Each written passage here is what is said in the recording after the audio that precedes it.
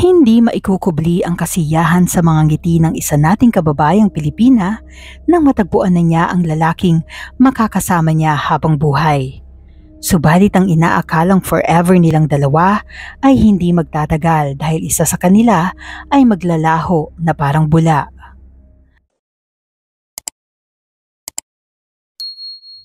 Noong year 2021, naging laman ng mga balita at pahayagan ang tungkol sa isang Pilipina sa Colorado na 2 taon nang nawawala.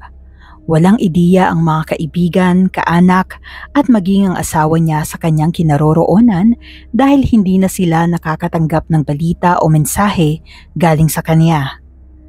Nasaan at ano na ang nangyari kay Jepsy Amaga Kalungi? Si Jepsy Amaga, 26 years old, ay nagmula sa bayan ng Carmen sa Cebu. Nakapagtapos siya ng kursong Information Technology.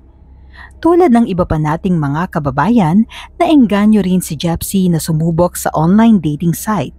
Doon ay nakilala niya ang 36 years old na Amerikanong si Dane Kalungi. Si Dane ay dating miyembro ng Army. Nang magretiro ay nagtrabaho siya sa isang pet store. Si Dane ay may unang asawa na nauwi sa divorce. Nagkaroon sila ng isang anak. Nagkapalagayan ng loob sina Jepsy at Dane at naging magkasintahan. Makailang beses bumisita si Dane kay Jepsy sa Pilipinas. Kinalaunan ay nagdesisyon na silang magsama sa Amerika bilang mag-asawa. Kaya naman mula Cebu, lumipad patungo sa Colorado, USA si Jepsy. Ikinasal sila noong July 20, 2017. Sa una ay naging maayos ang kanilang pagsasama, masaya at kinikilala pa lalo ang isa't isa. Subalit tulad ng tipikal na mag-asawa, may mga di pagkakaunawaan din sina Jepsy at Dane. Sa kasamaang palad ay di naging matagumpay ang kanilang pagsasama. Dumating sila sa puntong naging toxic na ang kanilang relasyon. Ang mga susunod na pangyayari ay di inaasahan ng pamilya at mga kaibigan ni Jepsy. Si Margie Amaga ay ang ina ni Jepsy. Nakabase siya sa Hong Kong. Bagamat nasa magkabilang panig ng daigdig, ang mag-ina ay madalas na nag-uusap sa pamamagitan ng Facebook Messenger. Sa isang Facebook post ni Margie, ibinahagi niya na nakausap pa niya ang kanyang anak noong March 17, 2019. Matapos nito ay di na niya makontak at di na rin sumasagot si Jepsy. Labis ang pag-alala ng ina kaya naman kinontak niya si Dane para kamustahin ang lagay ng anak. Nagreply naman si Dane at ayon sa kanya, umalis si Jepsy noong March 20, 2019 para pumunta sa kaibigan sa Chicago o kaya naman ay umuwi sa Pilipinas. Subalit malakas ang kutob ng ina na may nangyaring di maganda sa kanyang anak. Si Rene Ramos ay malapit na kaibigan ni Jepsy. Regular ang kanilang pag-uusap at pagpapalitan ng messages. Ngunit simula noong March 20 ay hindi na niya mahagilap ang kanyang kaibigan. Ito ang petsa na ayon kay Dane ay umalis ang kanyang asawa. Sa araw na yon, nakatanggap ng message si Rene mula sa kaibigan na nagsasabing, "You're a real person." Tila cryptic ang message ni Jepsy kaya nagreply si Rene kung okay lang ba siya. Subalit di na sumagot ang kanyang kaibigan. Yun na ang huling pagpapalitan nila ng message ni Jepsy. Kataka-taka para kay Rene na wala siyang naririnig mula sa kaibigan. Napansin din niyang hindi na nagpo-post sa Facebook si Jepsy gayong aktibo ito sa social media. Ang iba pang mga kaibigan at maging mga kamag-anak ni Jepsy ay hindi rin siya makontakt. Maging si Dane ay hindi alam ang tiyak na kinaroroonan ng kanyang asawa. Dahil dito ay inireport na ni Rene sa mga otoridad ang tungkol sa kaibigan. Noong April 4, pinuntahan ng mga otoridad ang apartment na tinitirhan ni Jepsy para magsagawa ng welfare check.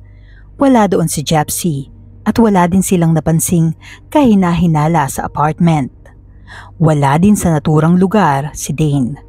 Nang tawagan ng pulisya para makapanayam, sinabi niyang binisita niya ang kanyang ama sa California. Sa panayam kay Dane, inamin niya na iniwan na siya ng kanyang asawa dahil sa marital problems. Ayon sa kanya, umalis si Japsy para puntahan ang kaibigang si Gina. Matapos noon ay wala na siyang narinig mula sa asawa. Napansin ng mga investigador ang kawalan ng concern ni Dane para kay Japsy. Maging ang isang kasamahan sa trabaho ni Dane ay sumailalim sa interview. Ayon sa kanya, napansin niya ang pagkabalisa at kakaibang kinikilos ni Dane mula nang mawala si Japsy. Napansin nilang hindi na ito kumakain tuwing lunch break bagkus ay natutulog ito sa loob ng kanyang sasakyan. Katakataka rin daw na nagpaalam pa si Dane sa katrabaho na di mo na siya magwo-workout sa gym na pareho nilang pinupuntahan, gayong hindi naman talaga sila magkasama kapag nagwo-workout. Ang mga kakaibang kinikilos ni Dane ay maaaring sinyales ng pagkalungkot sa pag-alis ni Japsy. Pero posible din kaya na may iba pang bumabagabag sa kanyang isip. Na-trace sa phone records na noong March 20, 2019, tinangkang tumawag ni Japsy sa 911. Ito na ang huling outgoing call sa cellphone niya bago siya mawala. Muling in-interview ng investigador si Dane. Doon ay naibahagi niya ang pinag-ugatan ng kanilang pag-aaway. Bukod kay Gina ay isa pang pangalan ang kanyang nabanggit na lalo pang magpapakomplikado sa kasong ito. Ayon kay Dane, may mga nadiskubre at nabasa siyang text messages sa cellphone ni Japsy mula sa nagngangalang Travis. Sa paggulong ng investigasyon, nakalap nila ang impormasyong may karelasyon si Japsy na 2 army soldiers. Isa sa mga ito ang nagngangalang Travis.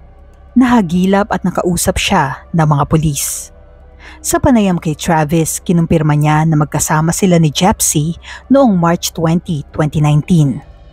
Nagpunta sila sa barracks at doon ay may nangyari sa kanila.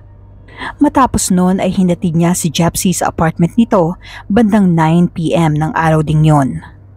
Sa Facebook records ni Japsy natagpuan ng palitan nila ng mensahe ng asawa niyang si Dane. Doon ay nagpaalam siya na pupuntahan niya ang kaibigan na si Gina noong March 20. Ito rin ang petsa na ayon sa salaysay ni Travis ay magkasama sila. Sino kaya sa kanilang tatlo ang totoong kasama ni Japsy ng gabing yon? Kinausap ng mga pulis si Gina. Kinumpirma niya na di sila nagkita at wala silang usapan ng araw na yon. Maaaring ang hindi pagsasabi ni Japsy ng totoo ang naging dahilan ng pagtatalo ng mag-asawa bago tuluyang mawala si Japsy. Ayon sa impormasyong nakalap ng investigador, madalas pag-awayan ng mag-asawa ang ex-wife ni Dane na si Elaine kung saan ito ay may isang anak. Inappropriate kung maituturing ang relasyon ni Dane kay Elaine ayon sa asawang si Japsy. May mga teoryang lumutang na ginawa umanong tagabantay na lamang si Japsy ng anak ni Dane at ni Elaine. Minsan daw ay nagkukulong pa ang dalawa sa kwarto habang si Japsy ay nasa labas lamang nito. Madalas din umanong ikinikwento ni Japsy ang problema nito sa relasyon sa asawa. Nalaman din ng mga otoridad na nag-file na ng divorce ang mag-asawa pero nagsasama pa rin sila sa isang bubong. Sumalang sa interview ang ex-wife ni Dane na si Elaine at mayroon din siyang isiniwalat tungkol sa dati niyang asawa. Inamin niya na noong mag-asawa pa sila ni Dane ay nakaranas siya ng kalupitan. Ilang beses na siyang sinakal nito na tumatagal ng hanggang 1 minuto. Sinuportahan ng kapatid ni Elaine ang salaysay dahil minsan niyang nasaksihan nito noong naninirahan siya sa bahay ng mag-asawa. Sa kasamaang palad, walang bakas na makapagtuturo ng posibleng kinaroroonan ni Japsy. Wala ding mahanap na ebidensya na makapagdidiin kay Travis o kaya naman ay kay Dane. Wala ding records na makapagpapakitang lumabas ng bansa si Japsy.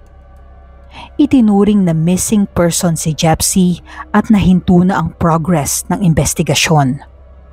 Noong March 26, 2021, 2 taon mula nang mawala si Japsy, nagkita ang dating mag-asawa na sina Dane at Elaine sa isang restaurant at doon ay mayroong inamin si Dane.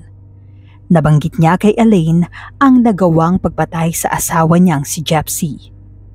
Makalipas ang 3 araw, dumulog sa Colorado Springs Police ang ex-wife upang ipaalam ang naging pag-amin sa kanya ni Dane. Dahil dito ay muling umusad ang investigasyon. Pumayag si Elaine na makipagtulungan sa mga otoridad. Nagplano ang mga investigador ng isang recorded phone call sa pagitan ni Dane at ni Elaine. Sa pag-uusap na ito, idinitalye ni Dane ang nangyari sa kanya at sa asawang si Jepsy noong gabi ng March 20, 2019. Ikinuwento ni Dane na nag-away sila ng gabing yon hanggang sa humantong na ito sa pisikalan. Gusto lamang daw niyang patahimikin sa pagsasalita si Jepsy, ngunit di niya namalayang malala na pala ang nagawa niya dito.